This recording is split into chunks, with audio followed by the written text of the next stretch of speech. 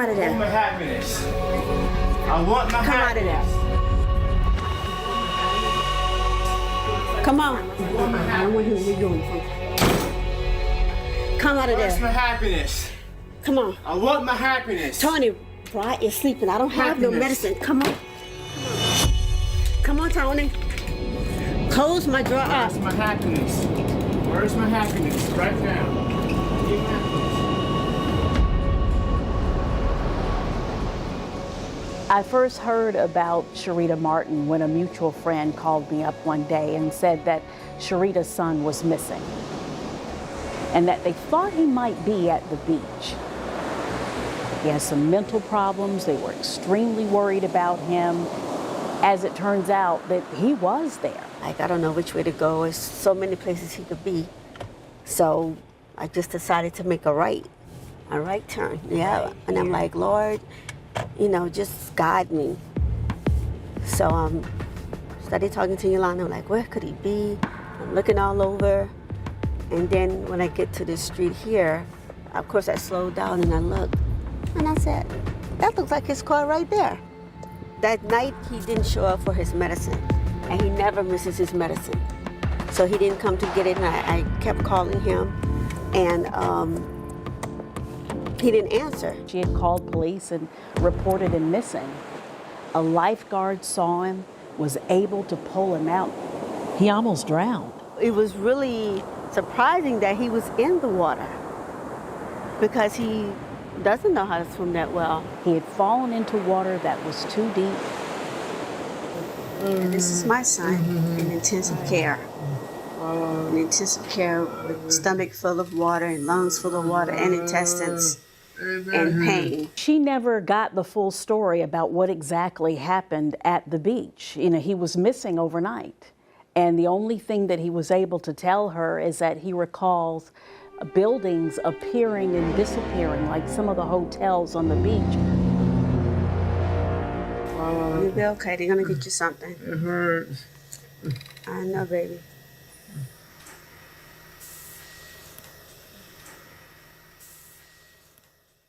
When I met Sherita, one of the first things I noticed is that she was desperate for someone to listen to her story. I have stuff ever since he was a baby, his diagnosis, tests and things like that. Schizophrenia, schizoaffective psychosis, mood disorder, depression, all kinds of things. Asperger's syndrome, so he's on the autism spectrum. We got to know her and this struggle that she's been on to get him adequate care. You'll find her just poring over paperwork, medical records, documents, emails that she's written. My name is Sherita Martin. I am writing this letter to get help for my son. Dear Governor Northam, You can hear the determination I will do my best to keep the passion I feel in fighting this fight out of this letter. in every single word that she says. I feel like it's Tony and I against the world because it's just hard to get help and everything I have to do. If I don't do it, it wouldn't get done. I think the system has let her down because she sees that her son is suffering from a multitude of issues and no one's really able to give a definitive diagnosis or a reasonable treatment plan. Medication for anxiety, medication for the ADD, so many medications he's been on. Mom feels that he's had some negative effects from some of the medication that he's taking, and you can't rule that out. Everybody's different. People have very negative reactions to some of the psychotropic medication. So, I mean, she's not coming out of left field. Mine's over. She documents I have everything. my morning meds and I'm not to go down here. I was sure where the hell I go. The videos. Wow.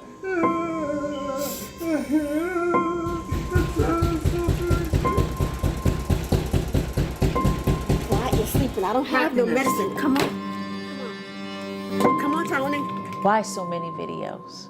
I just started videotaping everything, because I feel that, you know, what is a picture is worth 1,000 words?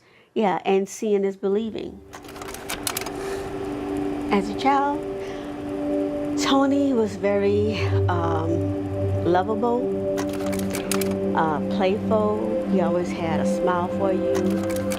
He was around either 18 to 24 months, around that age, because he had started saying words and little two-word sentences and things like that.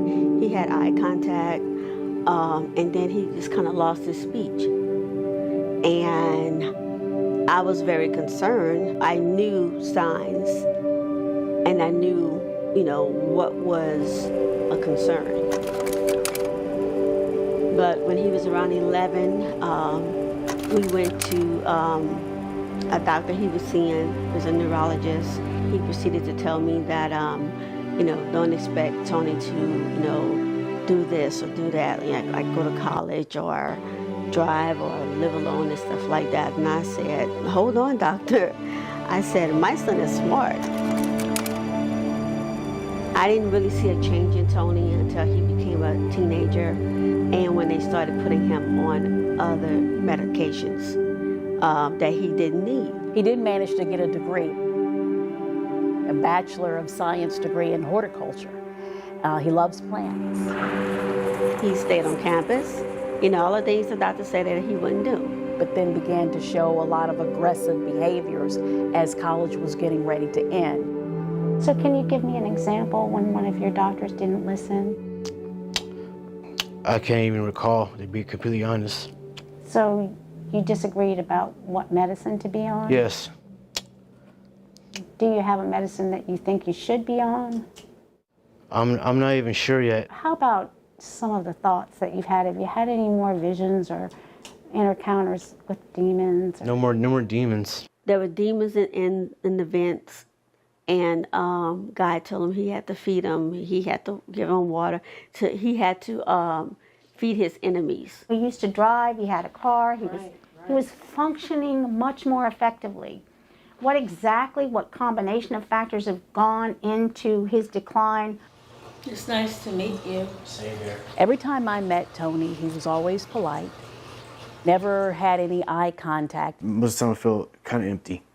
Like I have no desire to do anything or go anywhere. Wanting to find happiness, wanting to feel like he used to feel before. I need to be able to focus. Need to be able to focus. Yeah.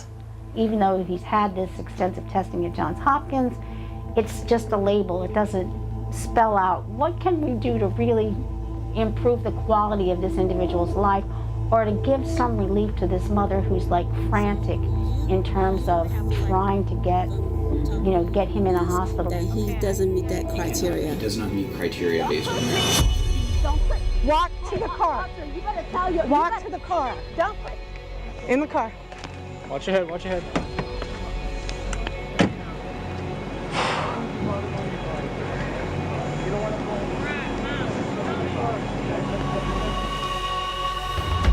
It started at Papa John's. She didn't want to give the prescription to Tony because she was afraid that he would overdose. You need to calm down. He gets aggressive and begins throwing things. Call 911. She calls police. At 29 years of age, you can't hold a script from him. I'm not giving him that so he can't kill himself. I'm sorry. I'm not doing that. A prescription for Ambien and a prescription that you use for ADHD. Sherita says Tony didn't always take his meds right and at times became too dependent.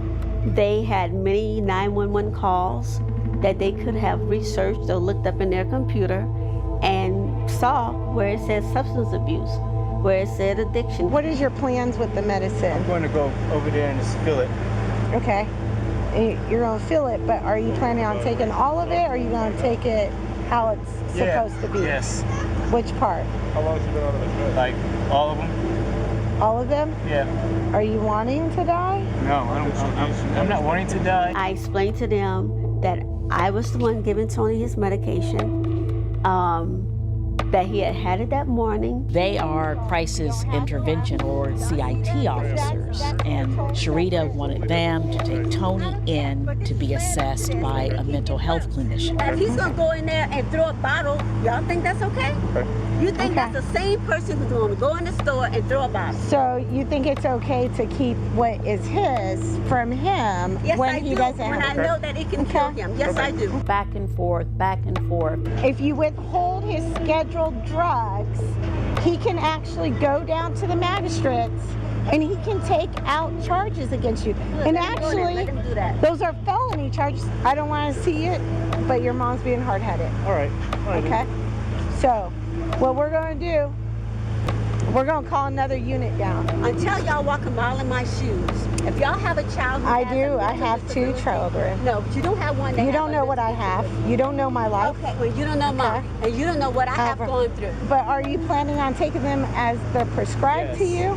Yes, I may mess up every now and then. I understand you want to withhold his medication because you don't want him to do anything to harm himself. But you're breaking the law. Well, would you break the law to save your child? You're breaking the law. I probably would. So right now we're getting your information because we're going to write up a report for larceny for you. Larceny? Yeah. Because those prescriptions don't belong to you. They belong to him. Okay. Yeah. That's what we're going to do. All right, ma'am. All right, ma'am. Get off the phone. She reaches over with her arm to try to close the door, and then roll the window up. Excuse me, No. but how can I roll up my window? The door slightly touches the police officer, and that leads to an assault charge. You're under arrest. Tony, you see this? Ma'am. Do you see this? This is what you want? Come on now. Is this Come on now. what you want, Tony? I didn't ask for this. All right. I didn't ask for this. Charged with obstruction of justice, assault, and larceny. Don't push me. You're under arrest. And you're Don't push me. You can debate whether Sherita was wrong, but clearly she thought she was doing what was best for Go around the Tony. back of the car.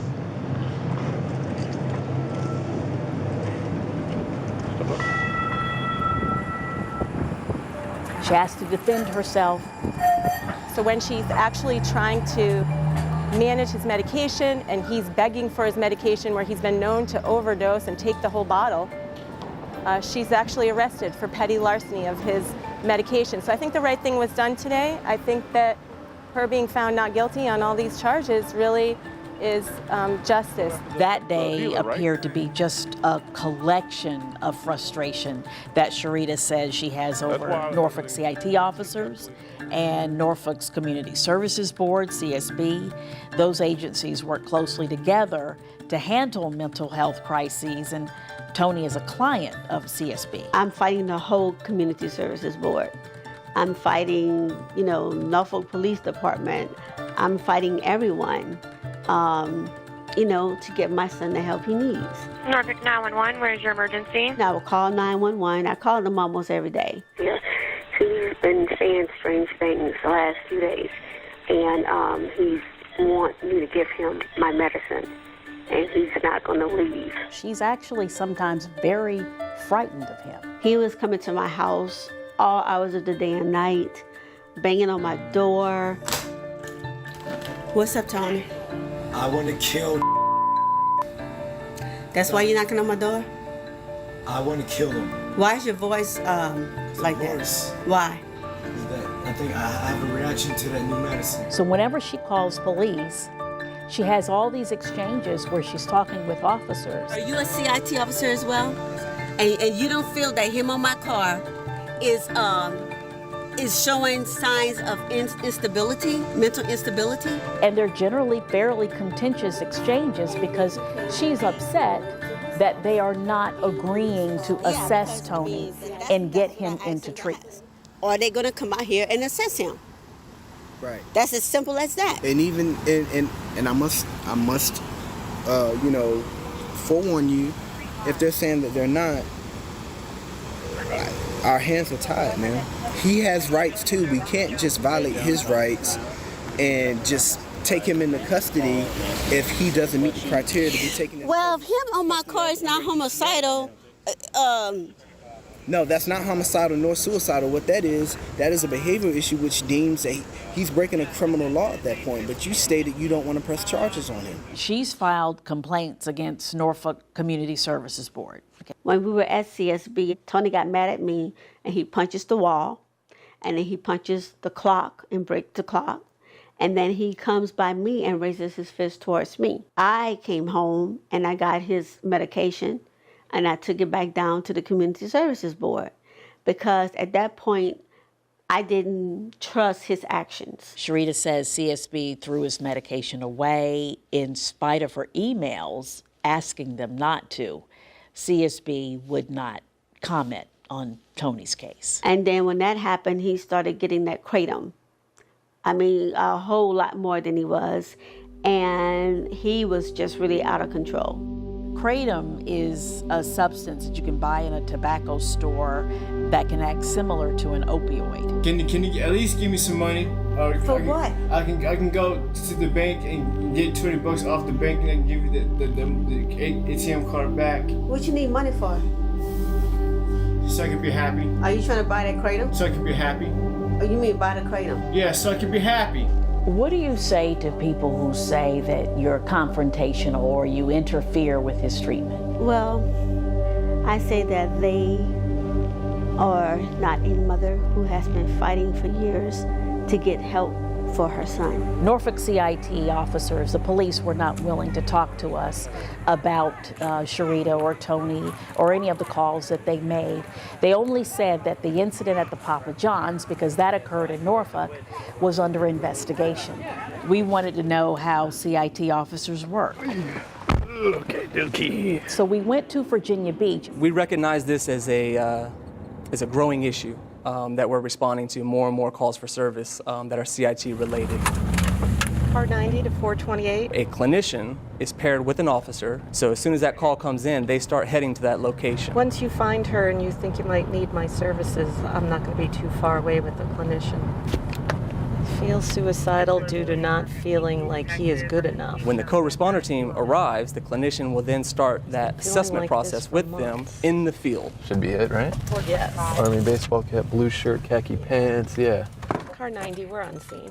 They're looking for 3 very specific things. If they're homicidal, if they're suicidal, or if they have the inability to care for themselves. Hey, I'm Officer Brick. This is David. He rides with me. He's a mental health clinician. So we just wanted to see what's going on with you and how we can help you today. I want to go to the mental hospital. Okay, you've been feeling bad for a while, you said? Yeah, and I was cutting myself. Oh, yeah, I see that. Our emergency services clinicians are highly trained. They are certified by the Department of Behavioral Health and Developmental Services, and they're aware of how much patience they need to have when they're on these calls. Have you been to a mental health treatment facility before? No? Okay. We're trying to figure out what their current status is. Do they know who they are? Are they aware of their situation? Did you have an overdose attempt? Is that right? Yeah. Okay, and that was, when did that occur? On Friday. On Friday? Okay. And then if they meet criteria, that's when the bed search comes in. And that's an issue because we see a shortage of beds.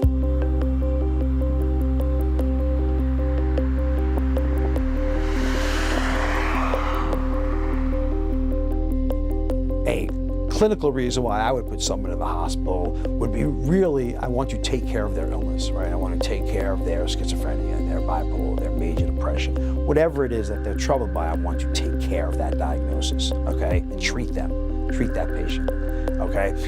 The only thing the government, the law cares about is, are they a danger to the community or they're not able to care for themselves? And so, it's police powers versus parent powers.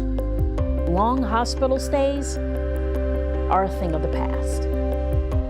And even my early private practice days, well, we could keep people in the psych unit, a fairly long time until their illness is truly healed, truly treated. So like a patient with schizophrenia, a patient with bipolar, we could treat them for 14 days, 3 weeks, as long as it takes to get them better. You don't get that gift anymore. That first hospital stay, was so traumatic for all of us because, first of all, we had no idea what was going on. We didn't understand anything. The Hurosky family, they live in Virginia Beach. Teddy and Susanna, 2 of their 4 children, Luke and Alexa. Our oldest was a second year in college. She had just finished her exams, and I went to pick her up. And immediately, her mother notices something is wrong. Things were just bizarre when I picked her up, but I didn't understand it. I didn't know what it was. In retrospect, I'm like, yeah, something was off. Like, I never slowed down. I didn't even need to sleep, which was crazy. And that turned into her first psychotic break and an admission to the hospital. Obviously now I have a diagnosis. It was mania at the time. And mania is just like this euphoric high. And, you don't get it from drugs or anything. It's literally just your brain is just kind of going haywire. If we thought the first hospitalization was traumatic, those second and third ones were really terrible. Each time it got worse. Her behavior was getting more and more bizarre. And then we had gotten a call from the police, and she had been on Virginia Beach Boulevard, but near a motel, but in the middle of the night digging through the dumpsters, that God was telling her to recycle. There were times that my husband would come home and then Alexa thought my husband was the devil. I remember I thought I was a fairy.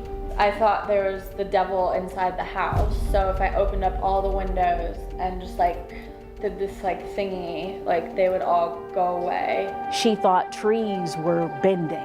And the fact that our Christmas Day was going to a psychiatric hospital, it was life-changing.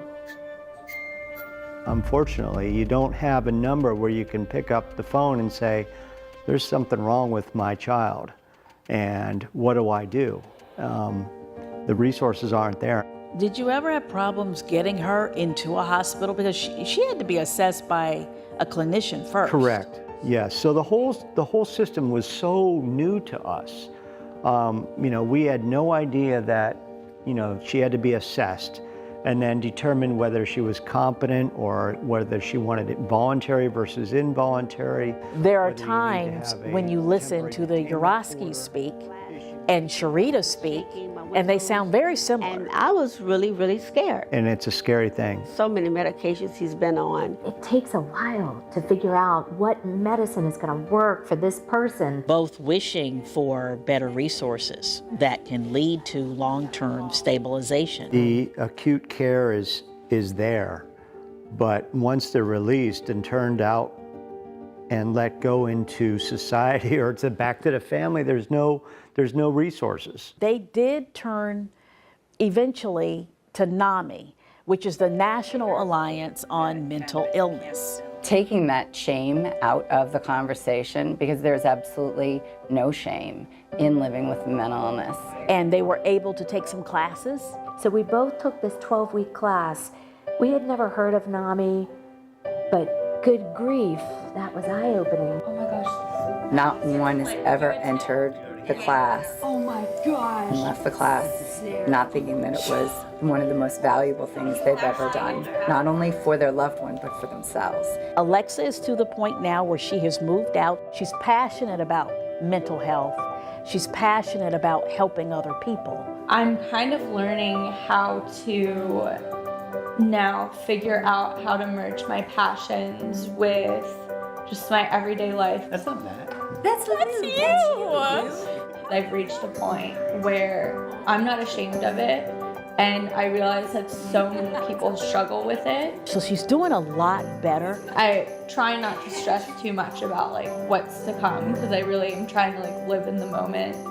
We really did fight hard for this awesome recovery that she has. A big gap between my teeth. That was cute. You could have been a model with that gap. That was sweet.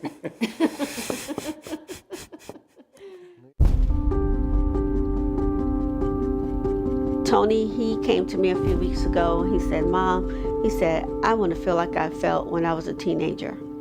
And it just broke my heart, because He has struggled and suffered so much. He's doing a little bit better now on mood stabilizers, but he still doesn't have that motivation. He has a new apartment, an apartment he was able to get through the housing authority. He's settling in. He has an aid worker who comes about 10 o'clock every day. And this worker will help him with anything that he needs, take him to appointments. Many days he will go to his mother's house. In the morning, I get Tony's medicine together, and I have it ready for him. He comes over with his aid. So I fix one for the AM and one for the PM. And since he started having problems with the medication and taking it correctly, I've been doing this for some years. And she'll fix his favorite breakfast, bacon and eggs. Have a seat, Tom. Get your food. Okay. Can I have some magnesium? Is there any magnesium in there? Can I have some iron too? We gotta hurry up because you gotta get to Dr. Zane.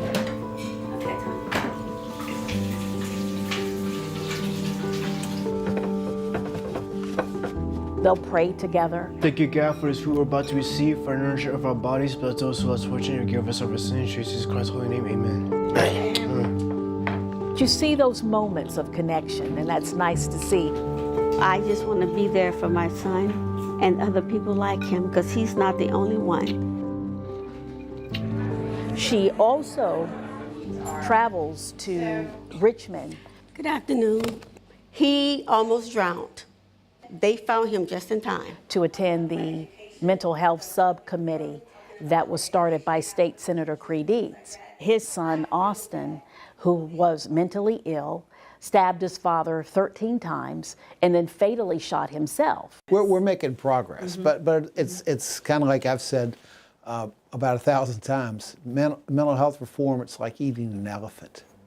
You know, you take a big bite and you feel so good, you feel nourished, you feel satisfied, and then you look at what's in front of you and you say, oh my gosh, I haven't even started. Do you ever fear that it won't get better? That there isn't that solution that you are so desperately looking for? Sometimes, you know, the enemy wants to make me feel that way. Sometimes, but I made a vision board and I put things on that board and they have come to fruition. And I have a picture that represents Tony and he's smiling. I would like for Tony and I to go and do the things that we used to do. I miss him. How's that? Yeah, that's great. Is that enough? When we asked Tony where he would like to go somewhere with him one time, he chose a community garden. Oh, we have broccoli here. We grow all kinds of vegetables and herbs here. There's a big rock that says peace. We have dinosaur kale here. This one here that is kind of ruffled here is the dinosaur kale. We have cabbage. He's able to plant vegetables and flowers. Everybody knows Tony and knows that he's really immersed in plant life. I don't know if Tony will ever find that peace, if he'll ever find that happiness that he's so desperately searching for. What is it about plants that you like? I like nature and everything. There's like nature, it makes you feel good and everything. It's like free. Yeah. You smell like garlic, yeah. So. Yeah. Yep. And seeing all these seeds. Are you gonna plant some for me? Sure. But I know his mother is going to be there. She's going to be with him every step of the way, and she is never going to stop fighting.